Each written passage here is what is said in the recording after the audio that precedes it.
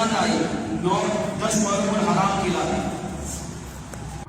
جمعرات عشاء کی نماز پڑھی اور اگلا دن 10 محرم کا تھا اور جمعے کا دن آنا تھا، تو امام علی مقام امام حسین رضی اللہ تعالیٰ عنہ نے اپنے رفقا کو جمع کیا اور ایک خطبہ دیا۔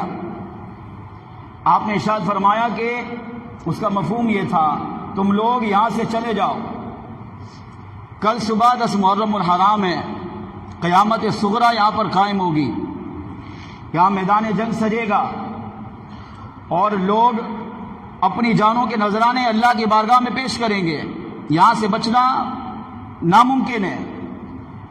ابھی رات کا وقت ہے، سامنے 22,000 یزیدی لشکر ہے، اگر تم چاہتے ہو تو یہاں سے واپس چلے جاؤ، تاریکی ہے، اٹھو، کسی کو پتہ ہی نہیں چلے گا، یہاں سے واپس مدینے چلے جائیے، کیونکہ یہ یزیدی لشکر میرے خون کا پیاسا ہے، جب تک میں اپنی جان اللہ کی بارگاہ میں پیش نہیں کرتا انہوں نے میرے ساتھ لڑنا ہے۔ یہ تمہارے خون کے پیاسے نہیں ہیں، تمہیں اس لیے شہید کریں گے کہ تم میرا دفاع کرو گے، لیکن میں چاہتا ہوں کہ تم میں سے جو جانا چاہے اپنی رضامندی سے، اپنی خوشی سے یہاں سے چلا جائے، وہ یہ مت سمجھے کہ حسین اس سے ناراض ہو جائے گا۔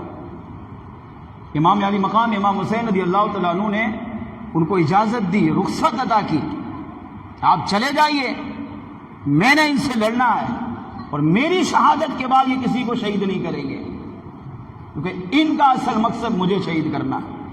مگر امام علی مقام امام حسین رضی اللہ تعالیٰ عنہ کے رفقا پر لاکھوں کروڑوں اربوں خربوں سلام۔ ہم بھی محبت کرتے ہیں امام حسین سے، وہ بھی محبت کرتے تھے، مگر فرق دیکھیں کتنا ہے۔ آپ کے ان ساتھیوں نے کہا، دوستوں نے کہا، عزیز و اقربا نے ایک خوبصورت جملہ بیان کیا۔ ایک صحابی نے کہا، اے امام، ہم یہاں چھوڑ کر آپ کو چھوڑ کر چلے جائیں اور آپ کل صبح ان بدبختوں سے، ان یزیدیوں سے، ان لعنتیوں سے لڑتے لڑتے آپ شہید ہو جائیں اور آپ کی شہادت کے بعد ہم زندہ رہیں، تو ہمیں ایسی زندگی نہیں چاہیے۔ ہم اللہ سے وہ زندگی مانگیں گے جس زندگی میں امام علی مقام امام حسین جیسی مبارک ذات بھی شامل ہو۔ اگر آپ کا انتقال ہو جاتا ہے، وصال ہو جاتا ہے، آپ یہاں پر شہید ہو جاتے ہیں، ہم مدینے واپس جا کر زندہ رہیں، ایسی زندگی ہمیں نہیں چاہیے۔ ہمارے ہوتے ہوئے آپ کو یہ یزیدی شہید نہیں کر سکتے، جب تک ہم زندہ ہیں ہم آپ پر پہنچنے سے پہلے اپنی جان کے نذرانے اللہ کی بارگاہ میں پیش کر کے آپ کو راضی کرنے کا مجدہ حاصل کریں گے۔ امام علی مقام نے بہت سمجھایا، مگر ایک بھی آپ کا ساتھی وہاں سے نہ نکلا، کہا نہیں، آپ کو چھوڑ کر ہم کہاں جا سکتے ہیں۔ اور ایک صحابی نے بڑے کمال کا جملہ کہا، اس نے کہا، اے ہمارے امام، اگر ہم یہاں سے واپس چلے جائیں اور صبح آپ کو یہاں شہید کر دیا جائے اور ہم چلے زندگی جی بھی لیں، کچھ نہ کچھ سال جی لیں گے، مگر موت تو پھر بھی آئے گی، موت سے تو انسان نہیں بھاگ سکتا، موت کا انکار کوئی کر ہی نہیں سکتا، تو کچھ سال جی بھی لے، موت تو پھر بھی آئے گی اور پھر ہم مریں گے، قبر میں جائیں گے، اور قبر میں اگر آقا علیہ السلام آپ کے نانا نے پوچھا کہ میرے نواسے کے ساتھ میدان کربلا میں گئے اور جب شہادت کا وقت آیا تو اسے چھوڑ کر واپس آ گئے، تو ہم آپ کے نانا جان کو کیا منہ دکھائیں گے؟ اور اگر کل قیامت کے دن میدان محشر میں جب ساری مخلوقات وہاں جمع ہوگی، اس وقت اگر آپ کے نانا نے ہم سے پوچھ لیا کہ جب ساری قربانیاں میرے نواسے کے ساتھ تم نے پیش کی اور جب لڑنے کا وقت آیا، جان دینے کی باری آئی، تو میرے نواسے کو تنہا میدان کربلا میں چھوڑ کر واپس آ گئے، اس وقت میدان محشر میں اللہ کی بارگاہ میں ہم کیا جواب پیش کریں گے؟ ہمارے پاس کیا عذر ہوگا؟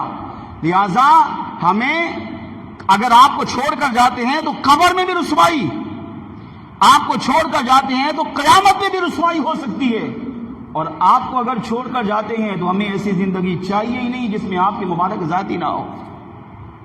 ہماری جانیں آپ کے قدموں میں نچھاور ہیں۔ امام علی مقام امام حسین رضی اللہ تعالیٰ عنہ نے جتنا سمجھایا، مگر آپ کا ایک رفیق بھی پیچھے نہیں ہٹا۔ آپ نے فرمایا، چلیں، آج ہماری زندگی کی آخری رات ہے، عبادت کیجیے۔ سارے صحابہ عبادت کرتے کرتے کرتے سو گئے، مگر امام زین العابدین پر قربان جو چند سالوں کے تھے بستر مرض پر تھے. آپ فرماتے ہیں میرے والد امام حسین رضی اللہ تعالیٰ عنہ نے شہدائے کربلا کے مقام پر شب عاشورہ جو مبارک رات تھی وہ سو کر نہیں اللہ کی عبادت میں گزاری. ایسی اللہ کی عبادت کی آخری رات، ایسی عبادت کی کہ فرماتے امام علی مقام نے ایسی عبادت کبھی بھی نہیں کی. کیا قیام تھا، کیا رکوع تھا، کیا سجدہ تھا، کیا قرات تھی. ویسے ہی بڑی خوبصورت آواز میں قرآن پڑھتے تھے. مگر امام زین العابدین بیمار کہتے ہیں کہ شب عاشورہ میرے باپ نے جو اللہ کی عبادت کی تو قیام بھی بے مثال تھا، قرات بھی بے مثال تھی. اتنی اعلیٰ اتنی خوبصورت آواز میں قرآن پڑھ رہے تھے کہ ایسا پڑھتے ہوئے میں نے اپنے باپ کو کبھی بھی نہیں دیکھا. اعلیٰ عبادت کی، نماز، قرات، رکوع، سجود، تلاوت قرآن، ذکر و اذکار، اور تھوڑی دیر لیٹ گئے تاکہ تہجد پڑھ سکو. عبادت کرتے کرتے تھکاوٹ تھی تو لیٹ گئے، لیٹے تو آنکھ لگی، تھوڑی دیر آنکھ لگی، پھر آنکھ کھل گئی، اٹھ کر بیٹھ گئے. امام زین العابدین فرماتے میں نے پوچھا ابا حضور کیا ہوا؟ آپ اچانک لیٹے، اچانک اٹھ گئے؟ کہا ہاں ابھی ابھی لیٹا تھا، خواب میں میرے آقا صلی اللہ تعالی علیہ وسلم نے اپنا دیدار عطا فرمایا. میرے آقا میرے خواب میں تشریف لائے اور مجھے وصیت کی کہ میرے لخت جگر، میرے بیٹے، کل تمہاری شہادت کا دن ہے. کل تم نے اپنی جانیں اللہ کی بارگاہ میں پیش کرنی ہے. گھبرانا مت، ڈرنا نہیں، خوف زدہ نہیں ہونا، مصیبت پر صبر کرنا، رب کی رضا پر صبر کرنا، ہر حال میں اللہ کی ذات کا شکر ادا کرنا اور اللہ کا عطا کردہ ہر کام کو ہمیشہ پورا کرتے رہنا. آپ مت گھبراؤ، کل آپ کی شہادت کا وقت ہے اور میرے لخت جگر کل آپ شہید کیے جائیں گے اور آپ کا نانا آپ کا استقبال کرے گا اور اپنے مبارک ہاتھوں سے آب کوثر کے جام کل آپ کو پلائے جائیں گے. کہا میرے نانا، میرے آقا میرے خواب میں تشریف لائے. اب مجھے تسلی ہو گئی کہ میرے آقا صلی اللہ تعالی علیہ وسلم میرا انتظار فرما رہے ہیں. امام علی مقام وہ تھے جن کو شہید ہونے کے وقت مولا مشکل کشا نے بھی دیدار کرایا، خاتون جنت نے بھی اپنا دیدار عطا فرمایا، امام الانبیاء نے بھی دیدار عطا فرمایا. سب نے آ کر یہی وصیت کی گھبرانا نہیں، ڈرنا نہیں، خوف زدہ نہیں ہونا. کل بہت بڑی جنگ ہوگی، قیامت صغریٰ قائم ہوگی، مگر میرے لخت جگر کتنی بڑی مصیبت آئے ہمیشہ ہر حال میں اپنے رب کی تقدیر پر راضی رہنا. اللہ نے جو لکھا حق اور سچ لکھا اور وہ ہو کر رہے گا.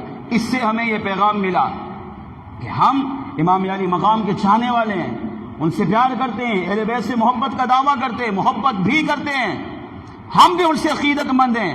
ہمیں چاہیے کہ جب وہ زندگی کے آخری لمحات بھی اللہ کی عبادت میں گزار کر گئے، خاص طور پر نماز پڑھتے پڑھتے گئے، تو ہمیں چاہیے کہ ہم بھی نماز سے ایسی محبت، ایسا پیار، نماز سے ایسا عشق کریں کہ ہمارا سر تو تن سے جدا ہو جائے مگر زندگی میں نماز ہمارے جسم سے جدا نہ ہونے پائے.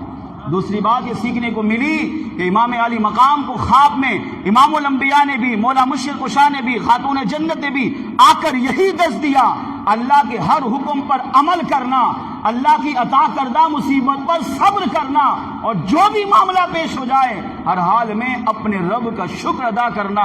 امتی کو چاہیے، اہل بیت سے پیار کرنے کے والے کو چاہیے وہ بھی ان تینوں باتوں پر عمل کرے، ہر حال میں اپنے رب کا شکر ادا کرے، مصیبت آئے تو صبر کرے، اور اللہ جس کام کا حکم ارشاد فرما دے تو فوراً اس پر عمل کرنا شروع کر دے.